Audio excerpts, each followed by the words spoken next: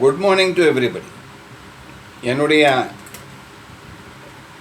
நம்மளுடைய ரிஷி academy TV channel நேயர்களுக்கு என்னுடைய இனிய காலை பொழுது.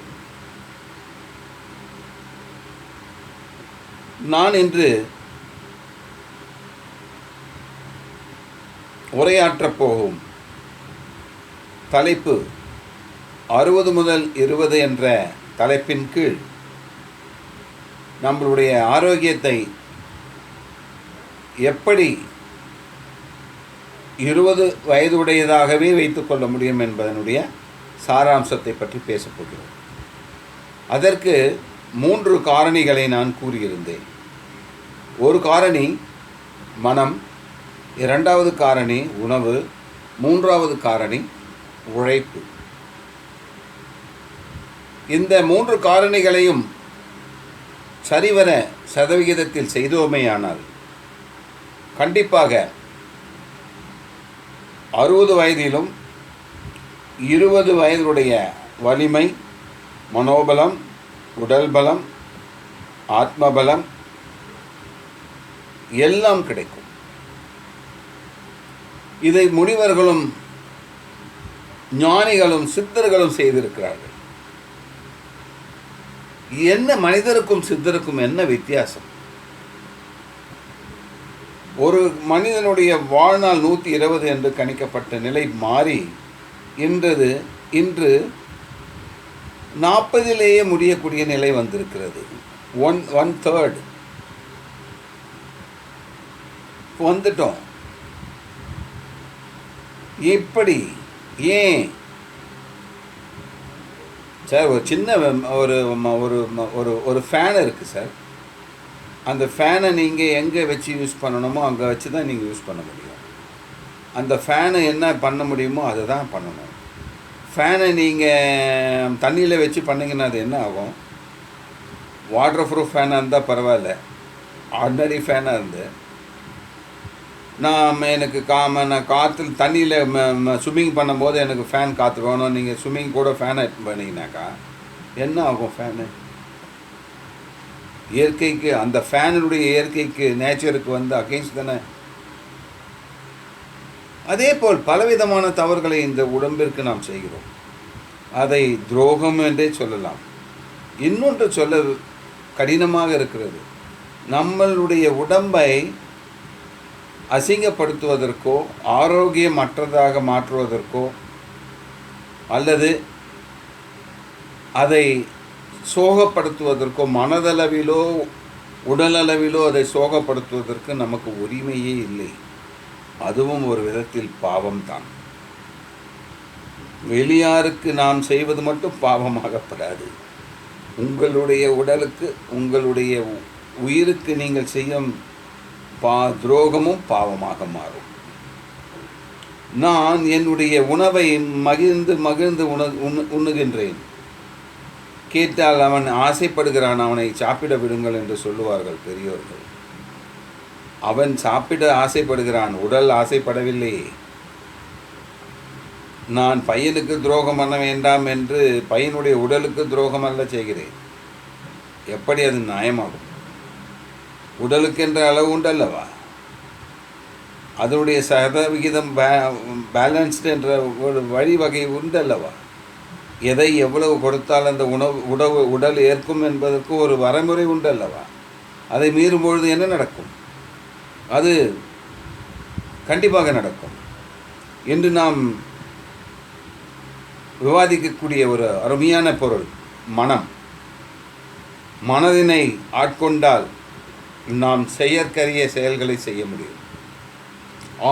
பெரிய பெரிய மகான்கள், சாதித்த மகான்கள், ஏன் நம்மளுடைய வாழ்நாட்களிலேயே பார்த்த மகான்களான மாபெரும் மனிதர்களாக இருக்கக்கூடிய மகாத்மா காந்தி, சர்தார் வல்லபாய் பட்டேல்,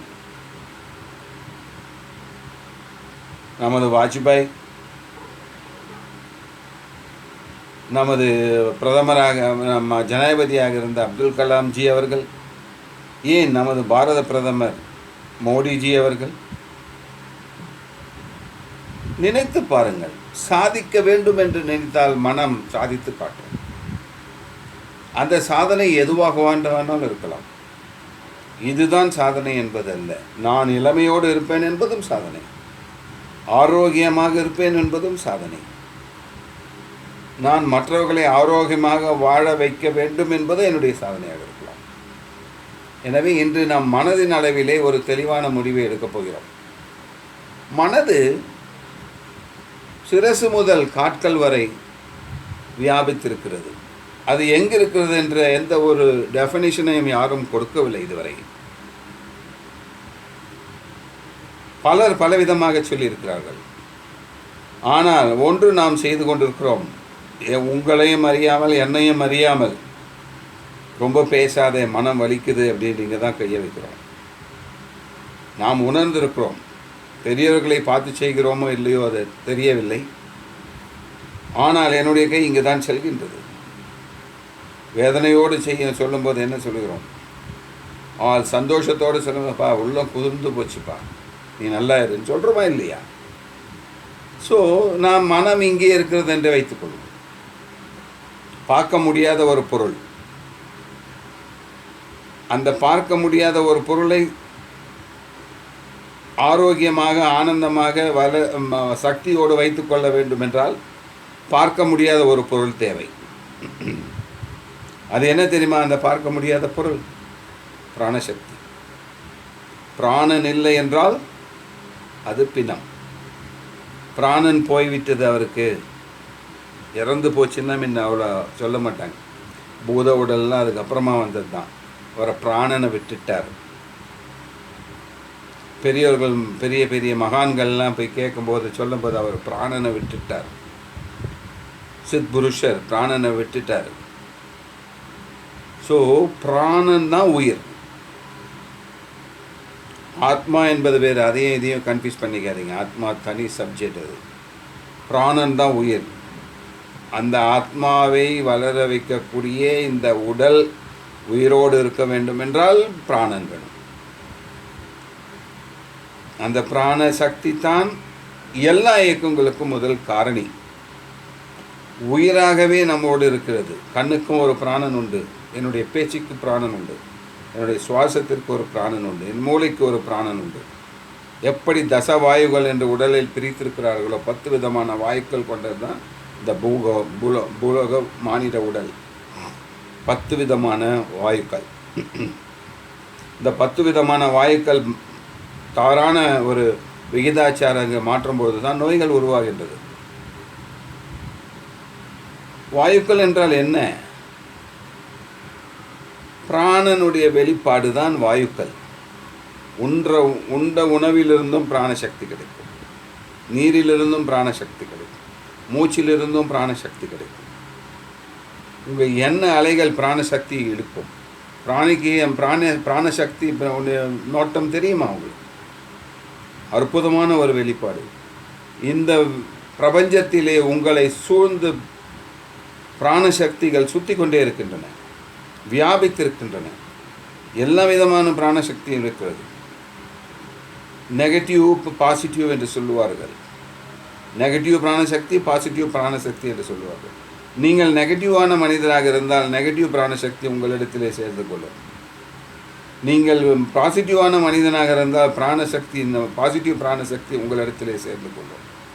ஆக நீங்கள் மேலும் மிகுந்த பிராணசக்தி பாசிட்டிவ் பிராணசக்தி ஹோல்டராக மாறிவிடுவீர்கள். அதுதான் அந்த பிராணசக்தியின் மகா அம்சம். சிலரிடத்திலே பெரியோர்களிடத்திலே கேட்டீர்கள் என்றால் சொல்வார்கள், தவறான வார்த்தையை அடிக்கடி யூஸ் பண்ணாதே, எது நெகட்டிவோ அது நிறைய யூஸ் பண்ணாதே என்று சொல்லுவார்கள். காரணம், அதை நெகட்டிவை யூஸ் பண்ண அதை உன்னிடத்திலே சேர்த்து கொள்ளும். உன்னோட மனது அவ்வளவு வலிமையானது. நான் அடுத்த வகுப்பிலே உங்கள் மனதை கொண்டு உங்களுடைய ஆற்றலை பெருக்கி நீங்கள் அடைய வேண்டிய ஒவ்வொரு பொருளையும் எப்படி அடைய முடியும் என்பதனை சொல்லப் போகிறேன். அது தனி வீடியோவாக போடப் போகிறேன். இந்த மனதிற்கு, இந்த உடலுக்கு பிராணசக்தியை அளவோடு எல்லாவித சக்திகளோடு கொடுக்கக்கூடிய ஒரு பயிற்சியைத்தான் என்று நான் கொடுக்க போகிறேன். அந்த பிராண சக்தியானது கண்கள் முதல் கால்கள் வரை, காதுகள் முதல் எல்லா உணர்வு அவயங்களும் இன்று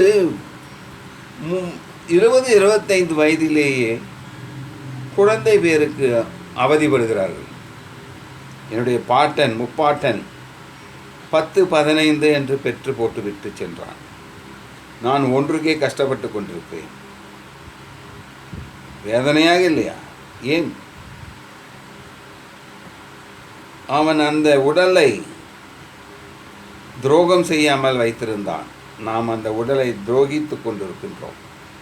அதனால் அந்த உடல் நம்மளை வேதனை செய்ய வைக்கிறது. என்ன காரணம் என்று நினைக்கிறது? இளமையிலேயே குழந்தை இல்லாமை, ஆண்மை இல்லாமை, பெண்மை இல்லாமை எதை காட்டுகிறது? நான் சொன்னேன் அல்லவா, ஃபேனை எடுத்துக்கொண்டு நீச்சல் அடிக்க செல்கிறேன், அந்த கதைத்தான். இந்த உடல் சும்மா கிடைக்கவில்லை. இது உங்களுடைய பொருள் அல்ல. உங்கள் ஆத்மா வாழ்வதற்காக கொடுக்கப்பட்ட ஒரு உரை. அதை மெயின்டைன் பண்ணுறது தான் நீங்கள். அதை நீங்கள் மெயின்டைன் பண்ண தவறுனீங்களான்றா அந்த கர்மத்தையும் நீங்கள் சேர்ந்து அனுபவிக்க வேண்டியதாக இருக்கும்.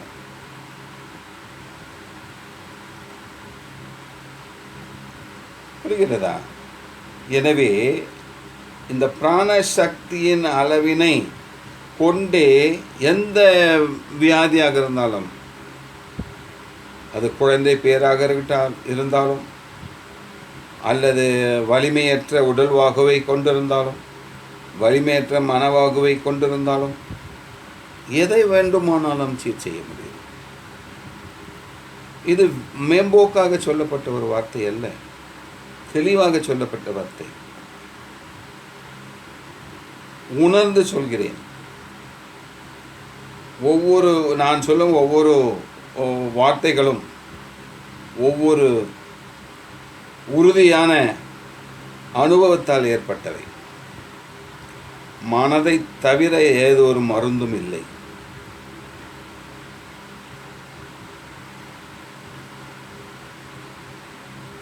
வள்ளலார் சொல்லியிருக்கின்றார், மனதை அடக்கினவனுக்கு மந்திரங்கள் தேவையில்லை என்று. அவன் மனதே மந்திரமாக மாறுகிறது.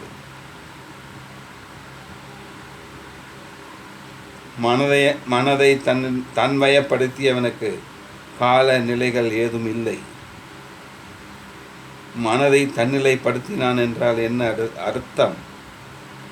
இறைவனை அவன் உள்வாங்கிவிட்டான் என்ற அர்த்தம். ஏன்? எப்படி? மனதுதான் உன்னுடைய இறைவன். ஒருவன் செய்யும் தவறுக்கு முழு முதல் காரணம் மனம். ஒருவன் வளர்ச்சிக்கு முழு முதல் காரணம் மனம். அந்த மனமே இறைவனாக மாறிவிட்டால் உங்களுடைய வெற்றியின் ஆரம்பம் தொடங்கிவிட்டது. அதையும் நான் ஒரு இடத்திலே சொல்லவிருக்கிறேன். மறந்துவிட்டால் கமெண்ட் பாக்ஸில் தயவு செய்து போடுங்கள். நான் இன்று கொடுக்க போகும் ஒரு எக்ஸசைசஸ் சோர்வாக இருக்கும் இந்த உடலை அமிர்தமாக மாற்றக்கூடிய ஒரு சிம்பிள் எக்ஸசைஸ். நீங்கள் தூங்க போகும்போது எப்படி தூங்குவீங்க? சிலர் மருந்து, சிலர் வாட்ஸ்அப், சிலர் வீடியோ, சிலர் சாட்டிங் போட்டு இதெல்லாம் முடித்து மூளையை டயர்ட் பண்ணி அதுக்கப்புறமா தூங்குறீங்க. நீங்கள் ஏற்கனவே இந்த மூளையை டயர்ட் பண்ணி தூங்கினா நீங்கள் தூங்க போகிற 3 மணி நேரத்தில் 4 மணி நேரத்தில் எப்படி இந்த மூளை ரெஃப்ரெஷ் ஆகும்? எப்படி இந்த உடல் ரெஃப்ரெஷ் ஆகும்? காலையில் எழுந்தவுடனே எப்படி ஃப்ரெஷ்ஷாக இருப்பீங்க? காலையில் எழுந்தவுடனே 80% எல்லாம் டயர்டாக தான் எழுந்துக்கிறீங்க. வயது வரம்பே இல்லை. இரவு 2 மணி வரைக்கும் ஆட்டங்கள். எப்படி இந்த உடல் உங்களோடு ஒத்துழைக்கும்? ஏன் இளமை போகாது? எப்படி இளமை காப்பாற்றப்படும்? முடியாது. தூக்கமே இல்லாத நிலையை அடையக்கூடியது வேறு.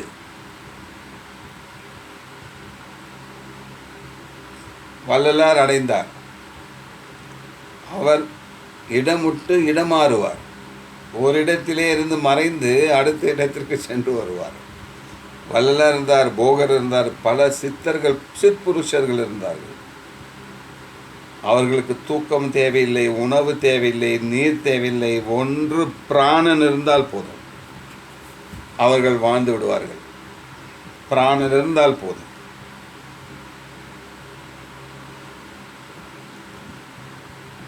மார்னிங் காலையில் எழுந்த உடனே எல்லாருமே டயர்டாக இருப்பாங்க. பெட்லேருந்து எழுந்துக்கும் போதே உடம்பு வலிப்பா, நீங்கள் எந்த வேலையும் செய்ய, ஆஃபீஸ்க்கார போகணுமா, அவன் போனால் அங்கே உயிரை வாங்கிடுவான். தெளிவில்லாத ஒரு ஆரம்பம், சோர்வான ஒரு ஆரம்பம். பெட்டிலேருந்து எழுந்துக்கிறதுக்கே பல மணி நேரங்கள் ஆகிறது. எங்கள் வீட்டு பால்காரர்கிட்ட நான் மார்னிங் பால் எழுந்து வாங்க போவேன். நான் 4:30 கிலோ 5 கிலோ எழுந்துருவேன். அதுக்கு மேலே எனக்கு தூக்கம் பிடிக்காது. அவர் 6-6:15 வருவார். சில சமயத்தில் லேட்டாக வரும். என்னன்னே இன்றைக்கி லேட்டாக, சண்டே சார், எல்லாம் இன்றைக்கி 8:30 மணிக்கு தான் சார் எழுந்துக்குவாங்க, நானும் கொஞ்சம் ரிலாக்ஸ்டாக வந்தேன் சார் அப்படின்னு. காலையில் அவர்கிட்ட பால் நல்லாயிருக்கும், ஈவினிங்கில் பால் கொஞ்சம் வேறு மாதிரி இருக்கும். ஏன்னா இயற்கையினுடைய மாற்றங்கள் வரும்போது நான் நிறைய பேர் என் காலையில் வாங்க மாட்டாங்களான்னு கேட்பேன். எங்கே சார், அவங்க தூங்கி எழுந்துக்கிறது 8 மணிக்கு எழுந்துக்கிறாங்க, நான் 5:30 6:00 போயிடுவேன். அதனாலே ஈவினிங்கை வாங்குறேங்க சார்.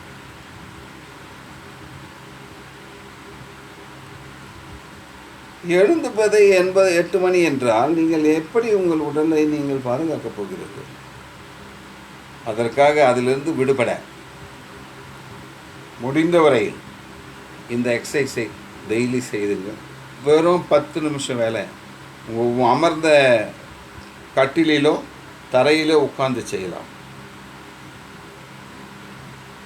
10 முதல் 100 வயது வரை செய்யலாம். இதெல்லாம் யாருக்கு தெரியுமா? சோங்கி கிடக்கும் மனிதனுக்குத்தான். உழைப்பாளிக்கு தேவையில்லை, அவன் உழைப்பே போதும். உழைப்பு என்பதனை அளவறிந்து கொள்ளுங்கள். உழைப்பு என்பது உடல் சோர்வடைய வேண்டும், அதுதான் உழைப்பு. மனம் சோர்வடையக்கூடாது. மனம் தெளிவாக இருக்கும், தெம்பாக இருக்கும், உடல் மட்டும்தான் சோர்வடையும், அதுதான் உழைப்பு. நாம் என்ன செய்கிறோமே தெரியுமா? உடலை தெம்பாகவே வைத்துக்கொண்டு மனதை சோர்வடைய வைக்கின்றோம். அதுதான் வியாதிக்கு காரணம். மனதின் வலிமை புரிகிறதா? இப்பொழுது பயிற்சிக்கு போகுவோம்.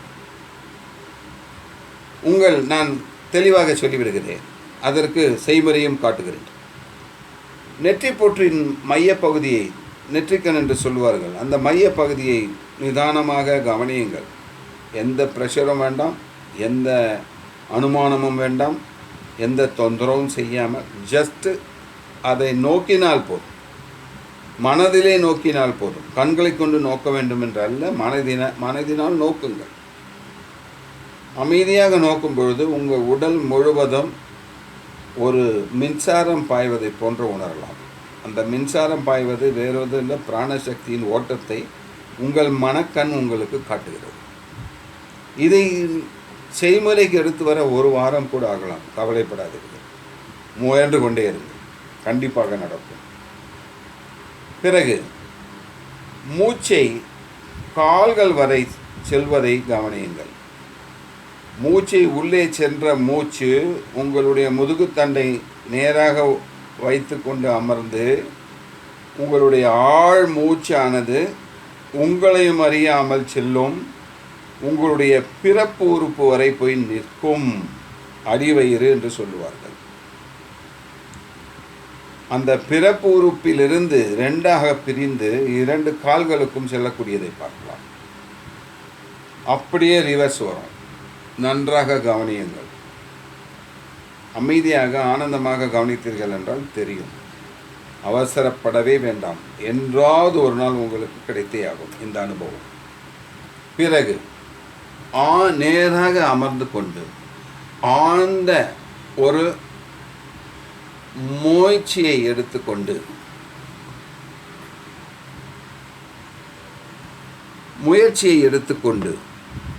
அதன் மூலியமாக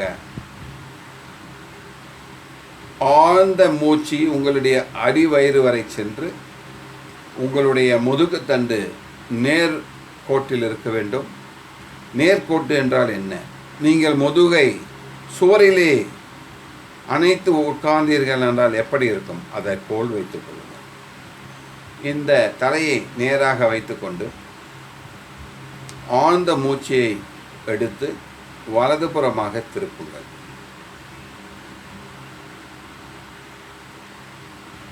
இப்படி திருப்பும் பட்சத்தில் இந்த பகுதி முழுவதும் இழுப்பதை பார்க்கலாம். இது என்ன பகுதி என்றால், இரத்த ஓட்டமும் பிராணசக்தியும் உங்களுடைய மூளைக்கும் மண்டை பகுதிக்கும் செல்லக்கூடிய ஒரு பகுதி. உங்கள் உடல் முழுவதும் இருந்த இரத்தமும் பிராணசக்தியும் எல்லா இடத்திற்கும் செல்லக்கூடிய ஒரு வழிப்பாதை. இந்த இடம் நன்றாக இழுக்கப்படும். இந்த அளவில் இருக்கும் பொழுது மூச்சை இழுத்து கொண்டு இந்த பக்கம் திரும்பினீர்கள். பிறகு உங்களுடைய சுவாசம் சாதாரண சுவாசமாக மாற வேண்டும். உள்வாங்குங்கள், வெளிவிடுங்கள், உள்வாங்குங்கள், வெளிவிடுங்கள். 30 முறை 30 கவுண்ட் எண்ணிக்கொண்டிருங்கள். முடியாதவர்கள் குறைத்து கொள்ளலாம். மறுபடி உங்களுடைய மூச்சை வெளியே விட்டுக்கொண்டு நேராக வரும், நேர்கோட்டிற்கு வாருங்கள். நான் சொன்னதை போல மறுபடியும் உள்ளிழுத்த மூச்சியுடன் மறுபுறமாக திரும்பி மூச்சை சாதாரண மூச்சாக மாற்றுங்கள். உள்வாங்குங்கள், வெளிவிடுங்கள், உள்வாங்குங்கள், வெளிவிடுங்கள். முடித்தீர்களா? 30 கவுண்ட். மறுபடியும் மூச்சை வெளியே விட்டுக்கொண்டு நேர்கோட்டிற்கு வாங்குங்கள். இது ஒரு செய்முறை. இதை எத்தனை தடவை செய்யலாம் என்றால் உங்களுடைய அளவை பொறுத்து. என்னுடைய ப்ரிஸ்கிரிப்ஷன் மினிமம் 5, 10 செய்யலாம், 20 செய்யலாம். ஒரு கவுண்ட் இங்கே நிற்க வேண்டியது 30 எண்ணும் வரை நிற்கலாம். இந்த பக்கம் திரும்பும்போது 30 எண்ணும் வரை நிற்கலாம். இந்த ஒரு முறையை 5 தடவையிலேருந்து 10, 15, 20 இருக்கு. உங்களுடைய வசதி, உடல் நிதானம் பொறுத்து நீங்கள் செய்யலாம். அடுத்தது நேர்கோட்டில் அமருங்கள். மூச்சை உள்வாங்கிக் கொண்டு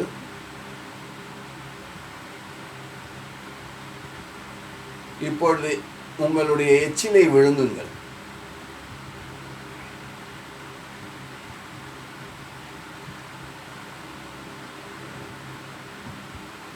இப்படி செய்யும் பட்சத்தில் உங்களுடைய சலைவரி கிளாண்ட் என்று சொல்லக்கூடிய உமிழ்நீர் சுரப்பிகளும் தைராய்டு கிளாண்ட் என்று சொல்லக்கூடிய தைராய்டு சம்பந்தமான அந்த தசைகளும் உங்களுடைய குரல் வளையும் நன்றாக இயக்கப்படுகிறது. இதன் மூலியமாக உங்கள் பிராணசக்தி வெகுவாக துரிதமாக மேலே கீழே சென்று வரக்கூடிய ஒரு நிலைமையை அடைகிறது. இப்பொழுது உங்கள் நெற்றி பொற்றை மட்டும் கவனியுங்கள்.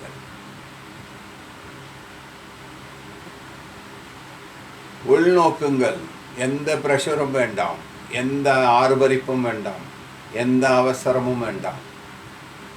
உங்களுடைய மனக்கண் மூலமாக அதை கவனித்தால் போதும். மெதுவாக மெதுவாக மெதுவாக மெதுவாக மெதுவாக இந்த அடிக்கட்டை உங்கள் நெஞ்சோடு முட்டட்டும். உங்களுடைய மனக்கண் இந்த மூக்கின் நுனியை கவனிக்கட்டும். உங்கள் மூக்கின் நுனியை கவனிக்கட்டும் மனக்கண்.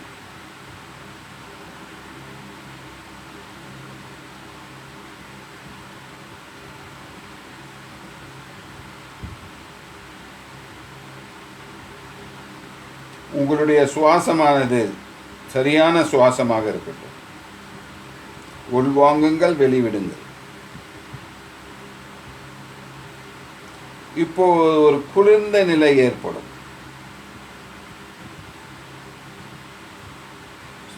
நிதானமாக பழைய நிலைக்கு வரலாம். இதையும் நீங்கள் 5 to 25 முறை செய்யலாம். இது 2 பயிற்சிகளை நீங்கள் செய்யும் பொழுது எந்த ஒரு சிரமமும் இல்லாமல் உங்களுடைய தலைப்பகுதி முதல் சுவாச பகுதி வரை உடல் முழுவதும் ஒரு நிதானமான வெகு விரைவில்லாத ஒரு பிராண சக்தி ஓட்டத்தை பெறும். இதை அனுபவித்து நீங்களும் மற்றவர்களுக்கு சொல்லி உங்களுக்கு விரும்பினால் லைக் செய்து, இந்த சேனலை சப்ஸ்கிரைப் செய்யாதவர்கள் சப்ஸ்கிரைப் செய்து பெல் பட்டனை அழுத்தி ஆல் என்ற கோட்பாட்டிலே உங்களை இயக்கி கொண்டு என்னுடைய எல்லா விதமான வீடியோக்களை தொடர்ந்து பெறுவதற்கு வசதிகளை செய்து கொள்ளுங்கள். யான் பெற்ற இவ்வையகம், யான் பெற்ற இன்பம் இவ்வையகம் பெறுக என்ற கோட்பாட்டின்படி எனக்கு தெரிந்ததை நான் உங்களுக்கு சொல்கிறேன். உங்களுடைய நண்பர்களுக்கு சொல்ல வேண்டியது உங்களுடைய கடமை. என் கடமையை நான் முடித்து விட்டேன். உங்களுடைய கடமையை நீங்கள் செய்யுங்கள். நன்றி, வணக்கம். Professor arrear. ஏதாவது என்னிடத்திலே தெரிந்து கொள்ள வேண்டும் நேர்மூலமாக அப்படின்றால் கீழே என்னுடைய நம்பர் கொடுக்கப்பட்டுள்ளது. வாட்ஸ்அப்பில் மட்டும் கூப்பிடுங்கள், கால் போட வேண்டாம். நன்றி, வணக்கம்.